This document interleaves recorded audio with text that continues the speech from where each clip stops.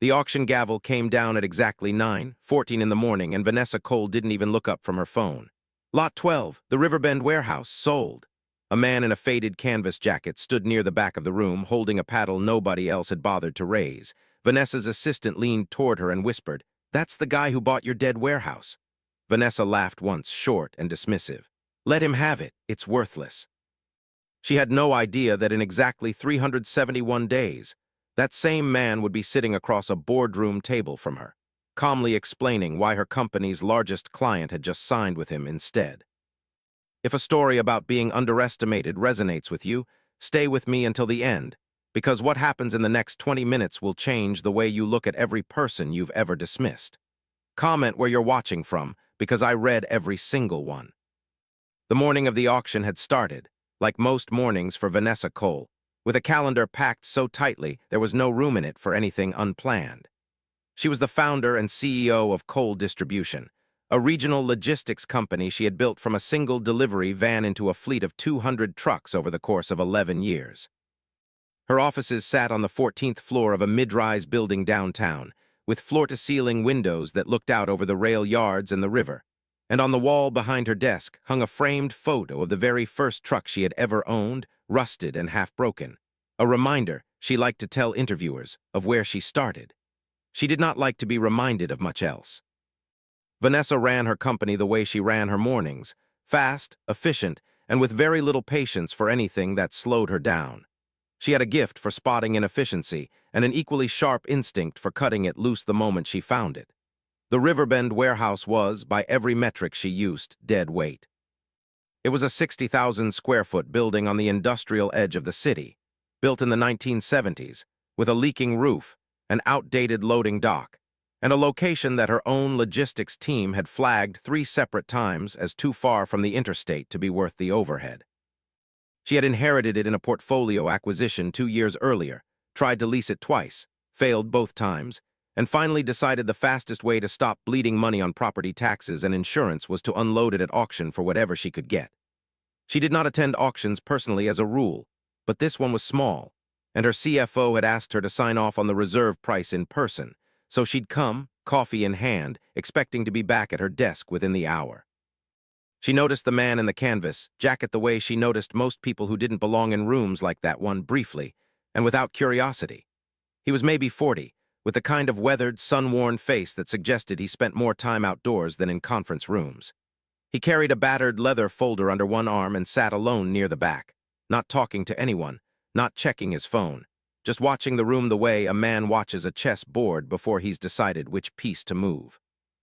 When the auctioneer opened the bidding on Lot 12 at a number so low it was almost insulting, Vanessa expected silence. Instead, the man raised his paddle without hesitation. Nobody countered him. Nobody else in the room wanted a leaking warehouse on the wrong side of the rail line. The gavel came down in under 30 seconds, and just like that, the building that had been eating into her balance sheet for 2 years belonged to someone else. Vanessa didn't ask his name. She didn't need to. As far as she was concerned, the transaction was closed. The liability was gone, and she had a 9:30 meeting to get to. His name was Marcus Reyes, and if Vanessa had bothered to ask around, she might have learned that he had spent the last 15 years working in warehouse automation and supply chain design for 3 different companies before quietly leaving the industry 2 years earlier under circumstances nobody talked about publicly. He didn't leave because he'd failed. He left because he'd watched a company he believed in choose short-term profits over long-term vision one too many times, and he'd grown tired of writing memos that ended up in the trash.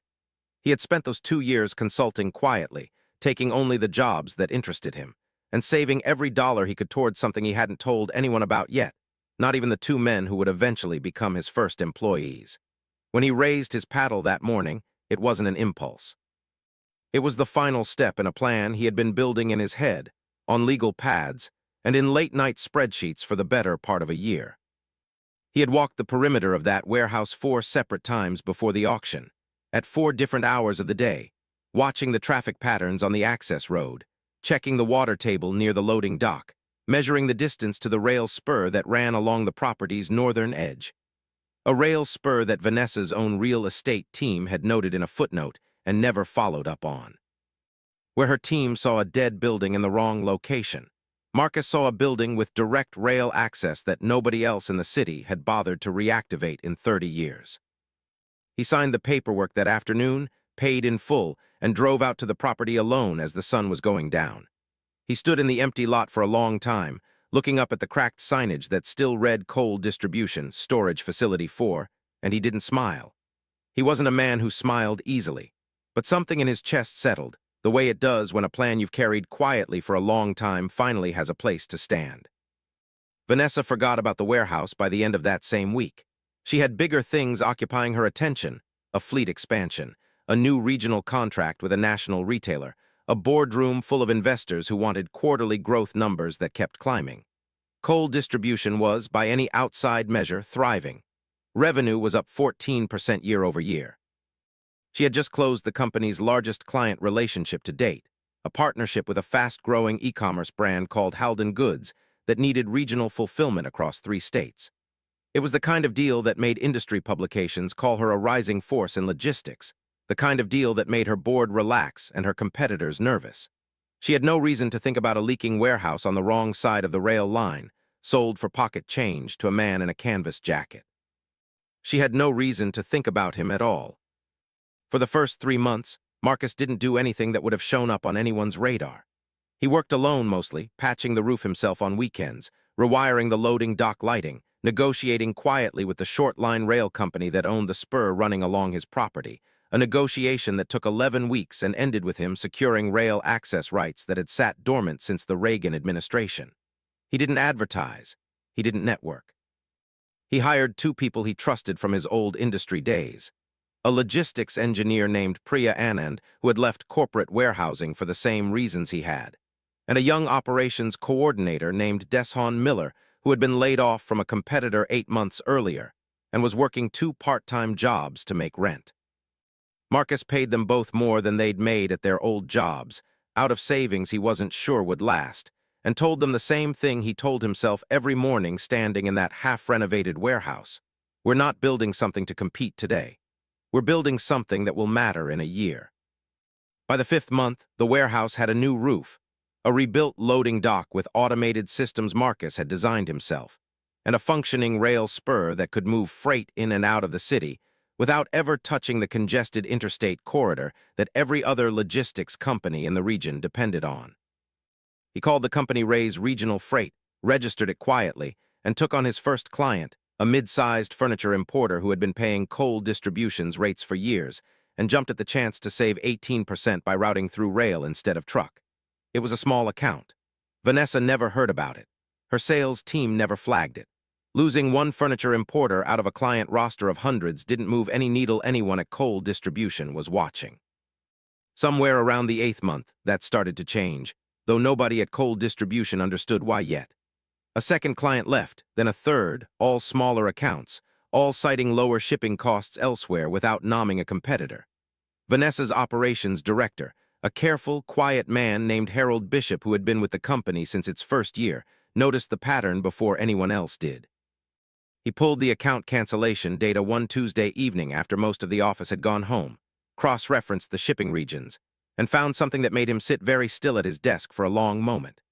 Every single client who had left in the past 4 months operated in the same narrow industrial corridor on the eastern edge of the city, the same corridor where Coal Distribution's old Riverbend warehouse used to sit before it was sold at auction for almost nothing. He didn't say anything to Vanessa yet. He wanted to be sure first. He drove out to the address himself the following Saturday, telling no one, and what he found stopped him in the parking lot before he even got out of his car. The building he remembered as a crumbling, water-damaged shell with plywood over half its windows now had a fresh coat of paint, a line of loading trucks moving in and out with quiet efficiency, and a rail car sitting on a spur that Harold hadn't even known was still active. A hand-painted sign near the entrance read Ray's Regional Freight in simple block letters, no logo, no branding budget spent on anything flashy. He sat in his car for almost 20 minutes, watching the operation run with a precision that unsettled him more than any competitor's marketing campaign ever could have. Then he drove back to the office, and first thing Monday morning, asked for 15 minutes on Vanessa's calendar. Vanessa listened to Harold's report with her arms crossed and her expression unreadable, the same expression she wore during difficult board conversations. When he finished, she asked one question. "Raise, as in the man from the auction?" Harold nodded. She sat back in her chair and for a moment said nothing at all. She was trying to remember his face and found uncomfortably that she couldn't. She remembered the canvas jacket. She remembered the paddle going up without hesitation. She did not remember his eyes or his voice or a single word he might have said because she had never given him the chance to say one.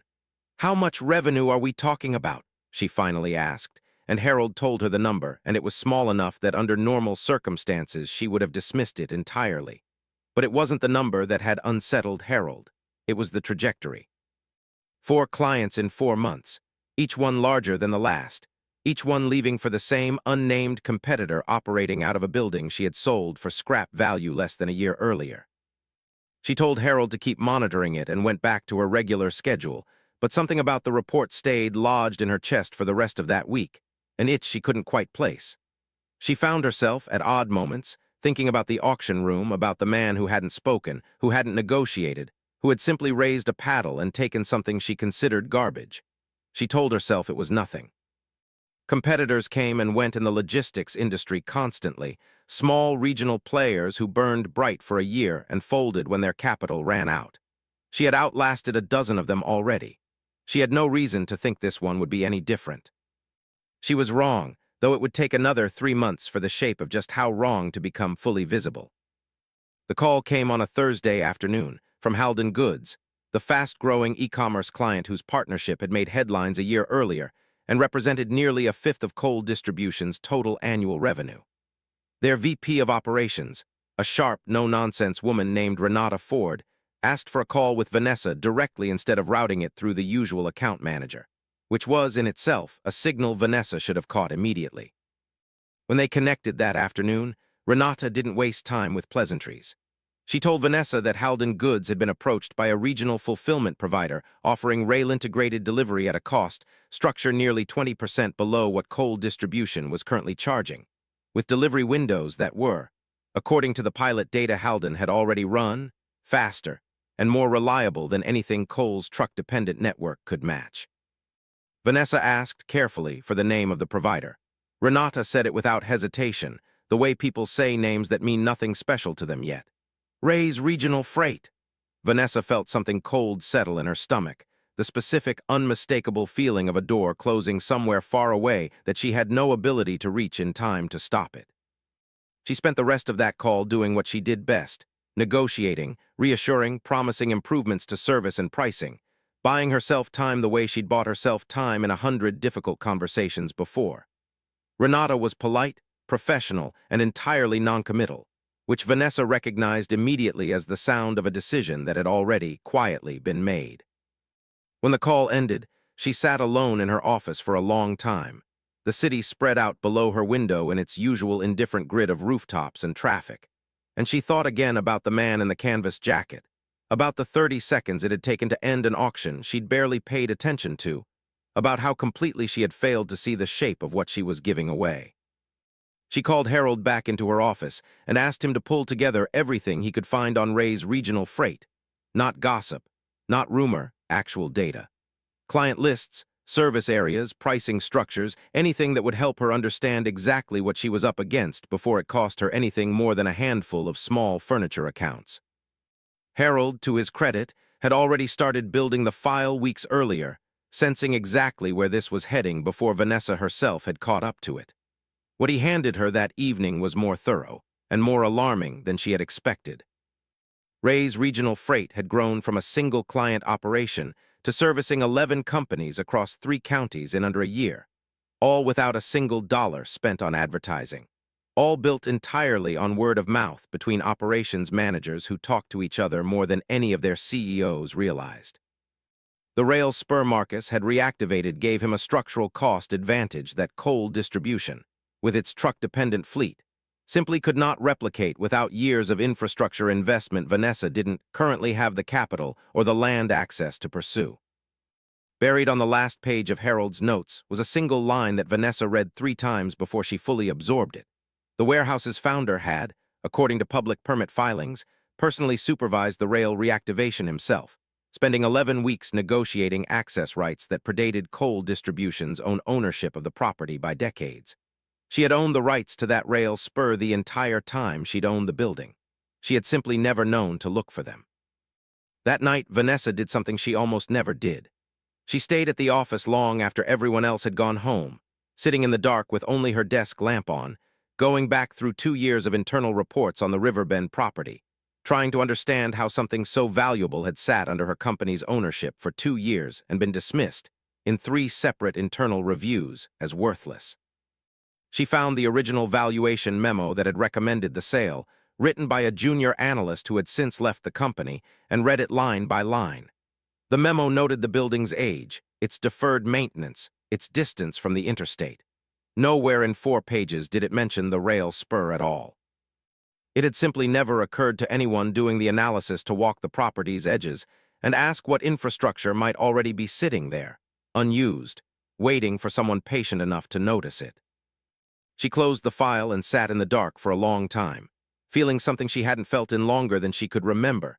Not anger exactly, but something closer to the specific humiliation of realizing that the mistake that was now threatening her company's largest client relationship hadn't been made by bad luck or bad timing. It had been made by her own certainty that she already knew everything worth knowing. She thought about calling him. She had his number somewhere in the auction paperwork, filed away and forgotten. She thought about it for 3 days before she actually did it, turning the decision over in her mind the way she turned over difficult contracts, looking for the angle that would let her approach the conversation without having to admit the thing she least wanted to admit, which was that she had been wrong, completely and specifically wrong, about a man she had looked at for perhaps 4 seconds a year earlier and decided wasn't worth a second glance. She found the number on a Sunday evening and called before she could talk herself out of it again. He answered on the 4th ring, his voice even and unhurried, the voice of a man who wasn't waiting for anyone's call and wasn't going to sound like he was. "Raise," she introduced herself, and there was a pause on the other end of the line, not long, but long enough for her to understand that he knew exactly who she was and had simply been waiting to see whether she'd ever figure out that he did. "Vanessa Cole," he said finally, and there was no warmth in it, but no hostility either, just recognition. "I remember the auction." She asked if she could come see him, see the warehouse, talk in person. There was another pause, longer this time. "You know where it is," he said. "You sold it to me." Then he hung up, not rudely, just finally, the way a man hangs up when he's said everything he intends to say until there's a reason to say more. She drove out there the following morning, alone, in a car she rarely drove herself anymore, dressed in something quieter than her usual boardroom armor. The industrial corridor looked different than she remembered it from her last drive-through years earlier. Cleaner somehow, more alive, trucks moving in steady rhythm through gates that hadn't existed under her ownership. She parked across from the loading dock and sat for a moment before getting out, watching 2 workers move pallets with a coordination that looked almost choreographed. And she felt, for the first time in longer than she could remember, genuinely uncertain about how a conversation was going to go. Marcus was standing near the rail spur when she found him, clipboard in hand, checking numbers against a manifest, and he looked up when her shadow crossed the gravel. He didn't smile, didn't extend a hand, just watched her walk toward him with the same unhurried patience she remembered distantly from the one time she'd actually looked at him.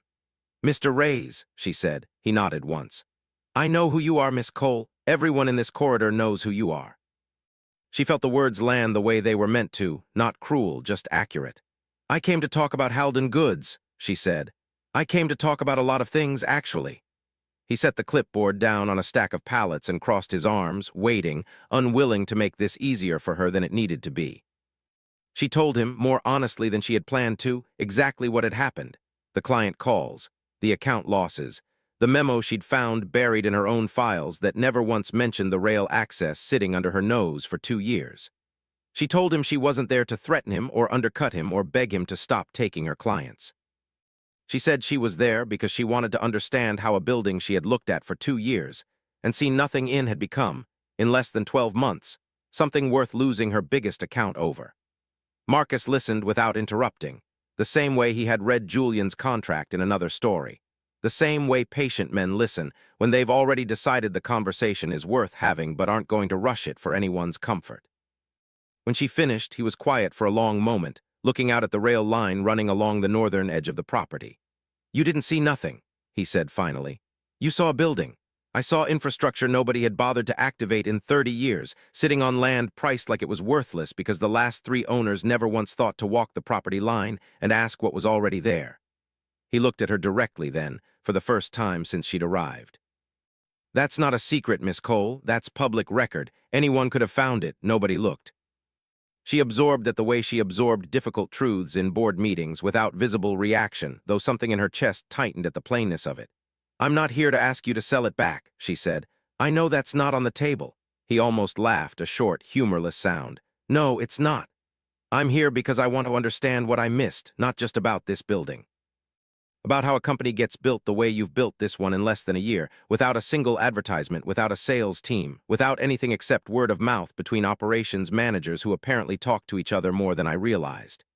He considered that for a moment, weighing whether the question deserved an honest answer. You built a company that grows by adding trucks, he said. I built one that grows by removing waste. Different math, different ceiling. He nodded toward the rail car sitting patiently on the spur behind him. You were paying to move freight the slow way and calling it standard practice because it's what everyone else in your industry does. I looked at the same map everyone else looked at and asked why nobody had questioned the assumption in 30 years.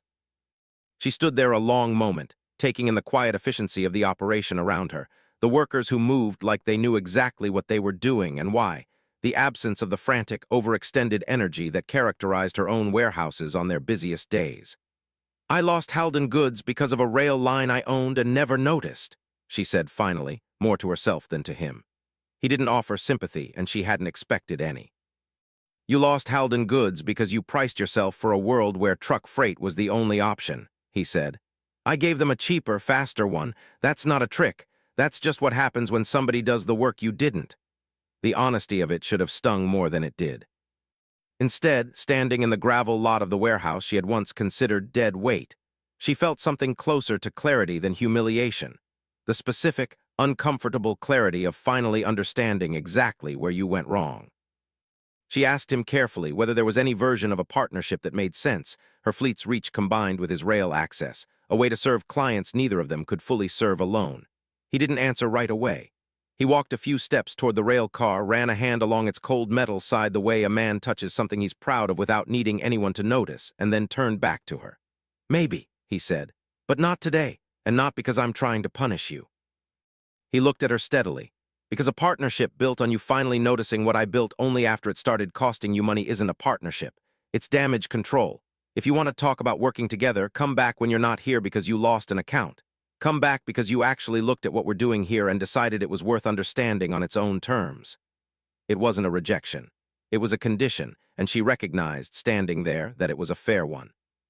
She drove back to the city that afternoon without turning on the radio, thinking about the 11 weeks he'd spent negotiating rail rights nobody else had bothered to look for, about the 2 employees he'd hired and paid more than they'd made anywhere else, about a plan built quietly over a year while she'd been busy congratulating herself on 14% growth. She thought about the 4 seconds she'd spent looking at him in that auction room, and how completely those 4 seconds had failed to tell her anything true about who he was or what he was capable of building. The weeks that followed were not easy ones. Halden Goods finalized its transition to raise regional freight within the month, and 2 smaller clients followed shortly after, drawn by the same combination of lower cost and faster delivery that had pulled Halden away. Coal Distribution's board asked hard questions at the next quarterly meeting, questions Vanessa answered honestly for the first time in longer than she could remember, including the uncomfortable admission that the company had once owned the very infrastructure now being used to compete against it, and had sold it for almost nothing without understanding what it was worth. Richard, her longtime chairman equivalent, a steady, careful board member named Walter Grimes who had been with her since the company's earliest days, didn't respond with anger. He simply asked her what she planned to do differently, and for the first time in 11 years of running coal distribution, she didn't have an immediate answer.